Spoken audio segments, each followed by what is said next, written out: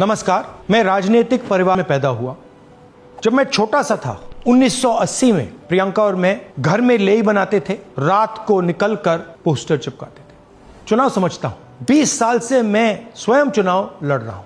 Polling कैसे होती है, पोलिंग बूथ कैसे मैनेज किया जाता है, वोटर लिस्ट, फॉर्म 17, ये सब मैं गहराई से समझता हूं। कुछ समय पहले हमें दाल में काला लगा। चुनाव के नतीजे आते थे, मूड एक तरीके का होता था, रिजल्ट दूसरे तरीके का। मुझे याद है उत्तराखंड में हम चुनाव हारे।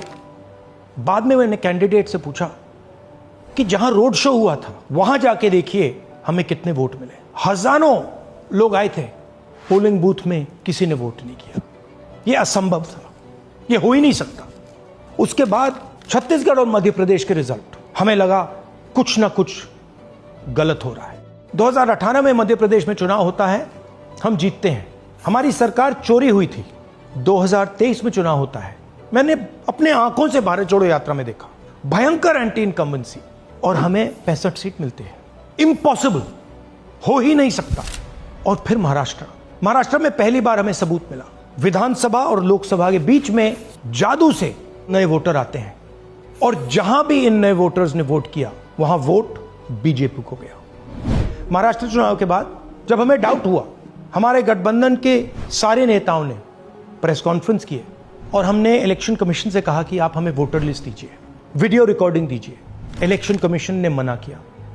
ना उन्होंने हमें वोटर लिस्ट दी और ना उन्होंने वीडियो रिकॉर्डिंग दी। डाउट हुआ, क्यों नहीं दे रहे, क्या कारण है? तो हमारे दिमाग में सवाल उठा, क्या इलेक्शन कमीशन बीजेपी की मदद कर रहा है? क्या इलेक्शन कमीशन ही इलेक्शन को चोरी करवा रहा है? इसके बाद हमने एक टीम सेटअप की और हमने उन्हें कहा कि आप जाइए, एक कंस्टिट्यूएंसी में जाके ढूंढिए, सच्चाई ढूंढिए, किस प्रकार से चीटिंग की जा रही है, किस प्रकार से यह काम किया जा रहा है और कौन कौन इस काम को कर रहे हैं। सबसे महत्वपूर्ण बात यह है कि इलेक्शन कमीशन डिजिटल डेटा नहीं देता है, फिजिकल डेटा देता है। मतलब लाखों कागज में वोटर लिस्ट दे देगा, मगर डिजिटल वोटर लिस्ट किसी को कभी नहीं देता है। क्यों नहीं देता? कारण क्या है? कारण है कि अगर डिजिटल डेटा मिल जाए तो इलेक्शन कमीशन की सच्चाई पूरे देश को पता लग जाए। हमने टीम को बताया, मैंडेट दी कि आप जाके चेक कीजिए, आप 5-7 सीटों पे पता लगाइए कि चीटिंग हुई, और अगर हुई तो कैसे हुई। टीम ने हमें एक दिन बताया कि 5-7 सीटों पे काम किया ही नहीं जा सकता। क्यों? मैंने उनसे पूछा क्यों नहीं किया जा सकता। उन्होंने मुझे ये कागज दिखाए। ये जो कागज हैं, ये एक लोकसभा के कागज नहीं है, ये एक विधानसभा के कागज है, और इन कागजों को हमने मैन्युअली सॉर्ट करना पड़ा। और पूरा का पूरा काम जो हुआ है, इसमें 6 महीने लगे हैं, और एक असेंबली सीट में हम ये काम कर पाए हैं। क्यों? क्योंकि डिजिटल डेटा नहीं दिया जाता। अगर इलेक्शन कमीशन ने हमें डिजिटल डेटा दिया होता तो हम ये कार्रवाई पूरे देश में, हर लोकसभा में, हर विधानसभा में 15 मिनट में करके दिखा देते। हमारे पास अनलिमिटेड रिसोर्सेज नहीं है, इसलिए हमने ये रिसर्च सिर्फ एक लोकसभा में, एक विधानसभा सीट में की। मगर मुझ में अब पूरा भरोसा है कि ऐसी 100 से ज्यादा सीटें हैं हिंदुस्तान में। जो यहां हुआ है उन सीटों में भी हुआ है। और याद रखिए, अगर बीजेपी को 10-15 सीटें कम आती तो आज नरेंद्र मोदी प्रधानमंत्री नहीं होते, इंडिया गठबंधन की सरकार होती। जांच ने 5 तरीके की चोरी पकड़ी है। डुप्लीकेट वोटर, जिसका मतलब एक वोटर के नाम वोटर लिस्ट में अनेक जगह आ रहे हैं। फेक एड्रेस, मतलब एड्रेस है ही नहीं या फिर house number 0। Bulk voter in single address, मतलब एक छोटे से घर में 40, 50, 60 लोग रह रहे हैं। इनवैलिड फोटोज, छोटी सी फोटो है या फिर फोटो ही नहीं है, और वो जो छोटी फोटो है वो दिखती भी नहीं है। कौन है, किसका चेहरा है, नहीं पता लग सकता।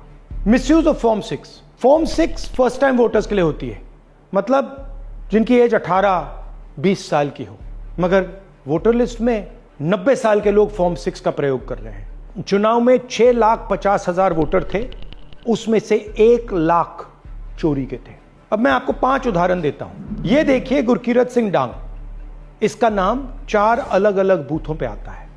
ये कैसे हुआ और क्यों हुआ? एक और उदाहरण, विशाल सिंह, वाराणसी में वोटर लिस्ट में नाम है और बेंगलोर में 2 बार वोटर लिस्ट में नाम आता है।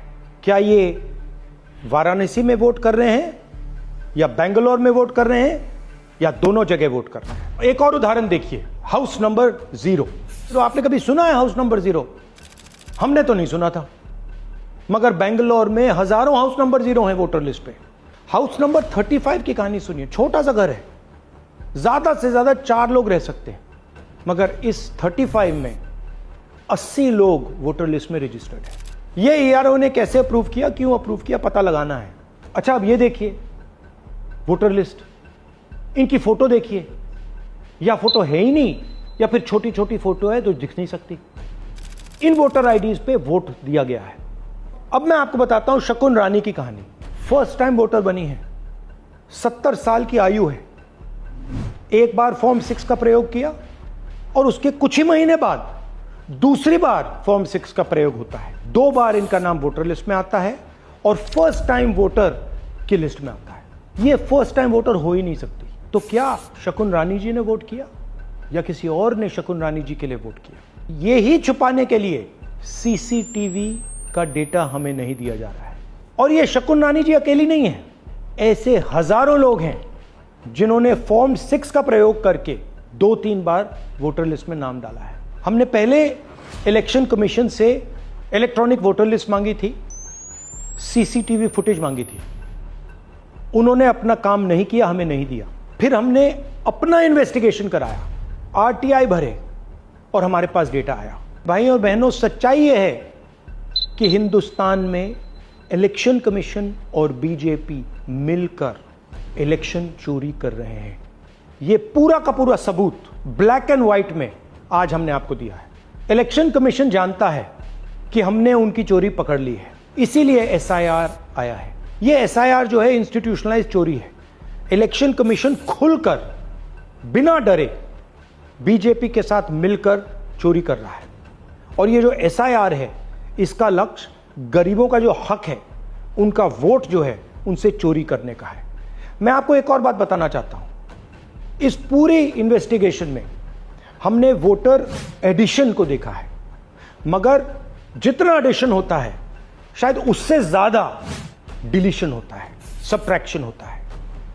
तो ये सिर्फ एक मेन तरीका हमने पकड़ा है, दूसरे तरीके पे हमने इन्वेस्टिगेशन की ही नहीं है अभी। मैं इलेक्शन कमीशन और इलेक्शन के ऑफिसर्स को साफ कह रहा हूं, आप जो कर रहे हो गलत कर रहे हो, ये ट्रीजन है, देश के खिलाफ है। ये मत भूलिए, टाइम आएगा हम आपको पकड़ेंगे, बचने वाले नहीं हो। It is critical that we expose voter चोरी।